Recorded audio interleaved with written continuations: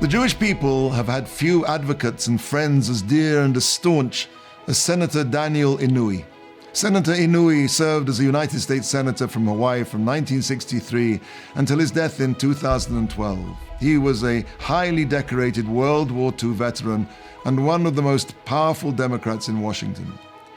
Asked why he became such a strong supporter of the Jewish people, he told of his wartime recuperation from battle wounds in a hospital in Italy. In the next bed, there was a Jewish soldier who'd also been badly wounded. Inouye had never known Jews in his native Hawaii, and he'd been taught that as a child that Jews had horns.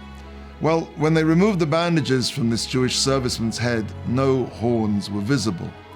The two became friends, and from this Jewish serviceman, Inouye learned of the centuries-old hatred and persecution of the Jews.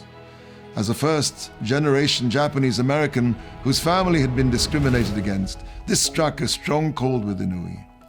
And when he recovered, he set out to find out why it was that the Jews had suffered so much. His research led him to become a strong supporter of many Jewish causes. He arranged for large American government funds for Israeli defense and also for religious institutions. So great was his identification with the Jewish people that at one point he considered converting. When asked why he didn't convert, he replied that he felt he could do more for the Jewish people as a non-Jew than as a Jew. But Senator Inouye was not the first to think that Jews have horns. Michelangelo's famous statue of Moses shows the lawgiver with very solid stone horns. The myth of Moses' horns comes from a mistranslation of the Hebrew word keren. Keren can mean a horn, but it can also mean a beam of light. In fact, the Latin word corona, from which the English word crown derives, comes from the Hebrew keren. If you look at the Sefer Torah, you'll notice that the first word of the book of Vayikra, of Leviticus, is written in an unusual fashion. The last letter of the first word, Vayikra, the Aleph, is written much smaller than the rest of the word. Why is it so small?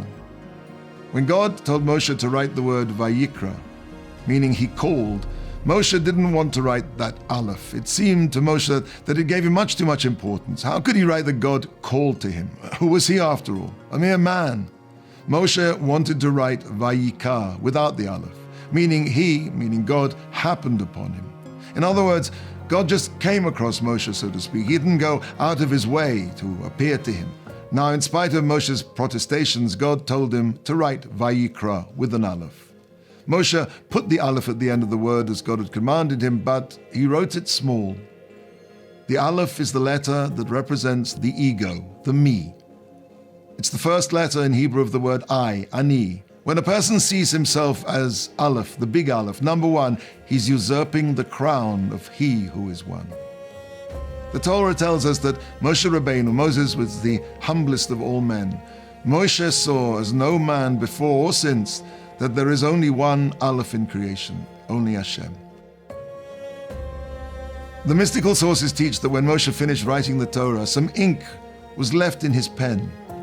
As he passed the pen across his forehead, the drops of ink became beams of light shining from his visage, his crown, his keren. The extra ink that was left in Moshe's pen was the ink that should have gone to writing that big Aleph.